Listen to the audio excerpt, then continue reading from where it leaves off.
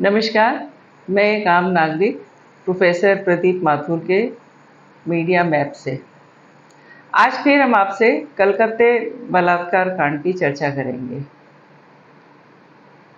आज भी अखबार में देख रही थी कि कलकत्ते में धरने प्रदर्शन विरोध हुआ है, चल रहा है। कई तरह के लोगों का चल रहा है। फिल्म स्टार्स बलात्कार कांड के विरोध में सड़क पर उतरे हैं।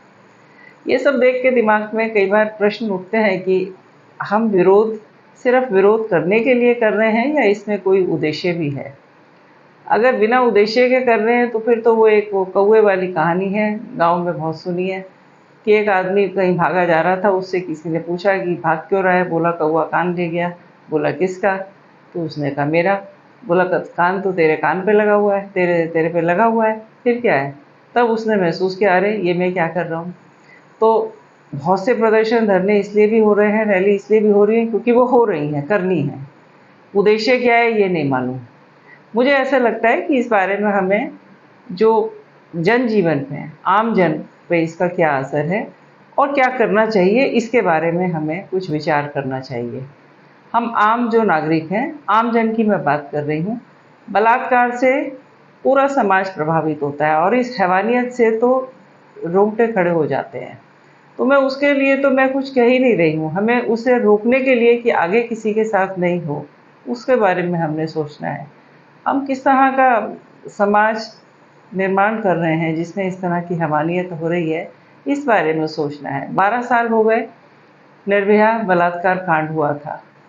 वो उस समय अपने आप में एक पहला ऐसा केस था जिसमें इतनी भयानक और इतनी हैवानियत हुई थी। रूह कांप गई थी उस समय, रोंगटे खड़े हो गए थे, पूरे देश की आत्मा उससे हिल गई थी। पूरा देश सड़कों पे आ गया था। पक्ष विपक्ष, सरकार भी और सरकार के विपक्षी भी, सब सड़क पे थे। सरकार ने किसी को नहीं रोका सड़कों पे आने के लिए, लेकिन किसी ने राजनीति भी नहीं करी। मुझे खुद याद है, मैं देखती थी कि तमाम स्टूडेंट्स शाम को काले कपड़े पहनकर दूर दूर से इंडिया गेट के लिए निकल पड़ते थे कि हमने वहाँ पे कैंडल मार्च करनी है। तो किसी तरह की राजनीति नहीं थी और उसका नतीजा ये हुआ था कि सरकार ने भी उसको बहुत संवेदनशीलता से लिया था। यहाँ तक कि जब निर्भया की डेड बॉडी आई थी सिंगापुर से, खुद प्रधानमंत्री उसे एयरपोर्ट पे लेने पहुंचे थे। उससे सरकार की संवेदनशीलता भी महसूस हुई थी कि ये सरकार हमारे साथ है, हल ढूंढना चाहती है। जस्टिस वर्मा कमेटी भी उस समय बनाई थी और उस समय ये भी बात हुई थी और जस्टिस वर्मा कमेटी ने भी इस बात का जिक्र किया है कि हमें समाज में भी सुधार लाने होंगे। ये जो हैवानियत के साथ जो पुरुष जो इस तरह की हैवानियत कर रहे हैं, वो किस समाज से आ रहे हैं, किसने उन्हें ऐसा बनाया है। रातों रात तो वो ऐसे नहीं बने। उस बारे में विचार करना होगा। उस बारे में अगर हमें एक लंबा कैंपेन करना हो, वो भी करना होगा। जस्टिस वर्मा कमेटी ने पुलिस रिफॉर्म्स की भी बात की थी। फिर भी उसके बाद आज 12 साल हो गए, ऐसी घटनाएं होती आ रही हैं। कुछ साल पहले एक 8-9 साल की बच्ची आसिफा थी, उसके साथ बलात्कार हुआ, गैंग रेप हुआ, उसके साथ सामूहिक बलात्कार, और वो इतना भयानक था। मैंने उस बच्ची की फ़ोटो देखी थी, उस दिन की, पहले की भी और बाद की भी। मैं आज तक उसको अपने ज़हन से नहीं निकाल पाई। वो बच्ची आपकी भी हो सकती थी, मेरी भी हो सकती थी, किसी की भी हो सकती थी।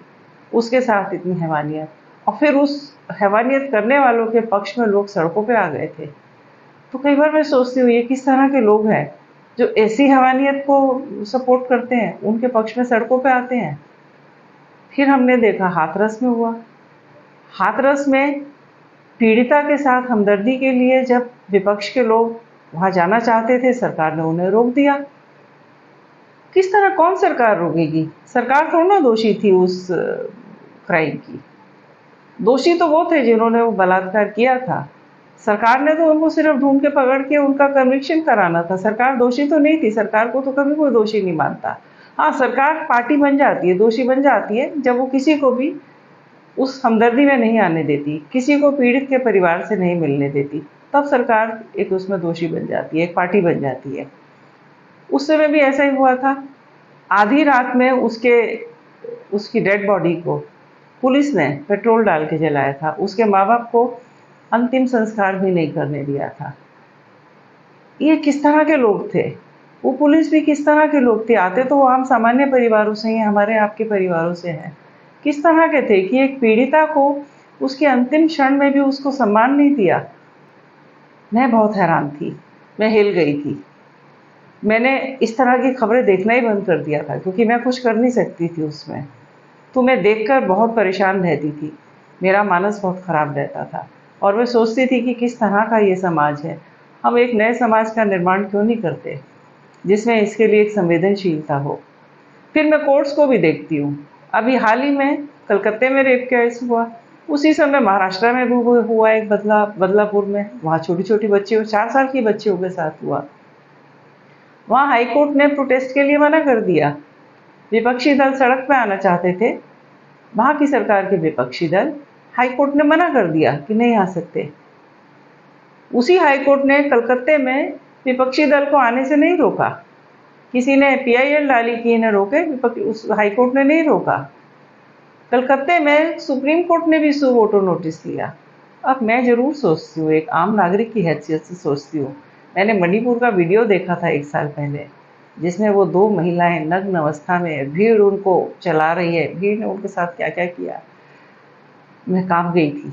सुप्रीम कोर्ट ने सु वोटो नहीं लिया।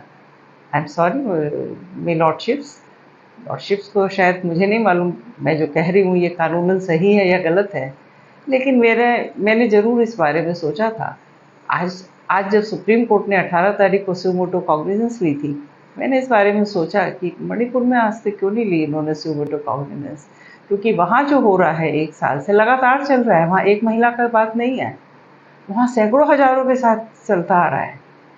आज तक वहाँ पे क्यों नहीं लिया? तो हम किस समाज में रह रहे हैं कि ये संवेदनशीलता में एक चेरी पिकिंग होती है। हमारे लिए तो सभी बराबर होने चाहिए। डॉक्टर सड़क पे इसलिए आते हैं कि वो एक डॉक्टर की सुरक्षा चाहते हैं। मैं समझ सकती हूँ कि डॉक्टर को कई बार कई मरीज या मरीजों के परिवारों से हिंसा का सामना करना पड़ता है। समझ में आता है, वो प्रोफेशनल हैज़र्ड्स हैं, प्रोफेशनल हैज़र्ड हैं, उसमें उनकी सुरक्षा ज़रूरी है। लंबी ड्यूटी होती है 24 घंटे की, 36 घंटे की। लेकिन बाकी में तो किसी की जान किसी से कम नहीं है।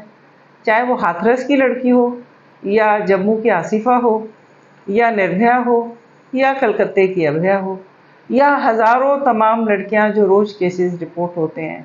किसी का जीवन, किसी की अस्मिता किसी से कम नहीं है, सभी की बराबर अस्मिता है। हमें मीडिया को भी देखना होगा।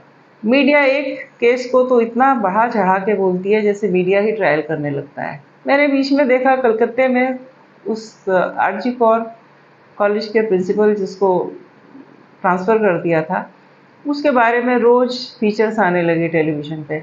आधे-आधे घंटे की बहस चलने लगी। मैं सोचने लगी, क्या ये रेप एक्यूज़्ड है? क्या इसने बलात्कार किया था? या ये कोई गैंग चला रहा है वहाँ पे जो महिलाओं के विरुद्ध वहाँ पे अपराध करता हो? मैं समझ नहीं पाई कि क्या वो मुद्दा था या बलात्कार मुद्दा था। मगर मीडिया भी चेरी पिकिंग करती है, जहाँ इसको सूट करता है वहाँ बोलती है, सब जगह नहीं बोलती। मीडिया जहाँ पे एक कंस्ट्रक्टिव रोल प्ले कर सकती है, वो नहीं करती। सभी को अपनी ज़िम्मेदारी तो महसूस करनी पड़ेगी, नहीं तो हम आम आदमी जो है, आम नागरिक जो है, चारों तरफ के इस मीडिया के शोर में, जिसमें सिर्फ़ और सिर्फ़ राजनीति की बातें होती हैं, जिसमें सिर्फ़ सरकार के बारे में बात होती है, चुनाव के बारे में बात होती है, नेताओं के बारे में बात होती है, जिसमें आम आदमी का कहीं कोई ज़िक्र नहीं। 24 घंटे किसी प्लेटफ़ॉर्म पे जाइए, यही सब होता है और हम इस सब में बहे जाते हैं। हमने आत्मचिंतन छोड़ दिया, हमने अपनी कॉन्शियसनेस छोड़ दी, सब दबी पड़ी हुई हैं। तो हमें ये सब भी सोचना होगा। हमें एक ऐसे समाज का निर्माण करना होगा जिसमें महिलाएं, एक नवजात शिशु से एक बुज़ुर्ग तक, सभी महिलाएं अपने एक आत्मसम्मान के साथ रहें। उनकी जो स्वायत्ता है, उनकी उसको समाज स्वीकार करे और उसका सम्मान करे। हमें उस तरह का समाज करना है। आप हमारे विचारों से, आपको हमारे विचार कैसे लगे? आपको हमारा चैनल करना कैसे लगा? आप अपने विचार हमें कमेंट सेक्शन में ज़रूर बताएं। आप अपने लिए भी, आपके दिमाग में भी, आपके ज़हन में कोई विचार हो, कोई समस्या हो, किसी भी तरह का विचार आप साझा करना चाहें, हमें कमेंट सेक्शन में ज़रूर लिखिए। हम आपके विचार साझा करेंगे हम आपको भी साझा करेंगे। ये प्लेटफॉर्म आपका है। आप में कोई भी इसमें आना चाहेंगे, ये आप ज़रूर आइए, हम आपका स्वागत करेंगे। आपसे प्रार्थना है कि चैनल को आप सब्सक्राइब करें, आप देखें इसे, लाइक करें और शेयर करें। आज के लिए इतना ही। नमस्कार। मैं शिखा त्यागी, एक आम नागरिक।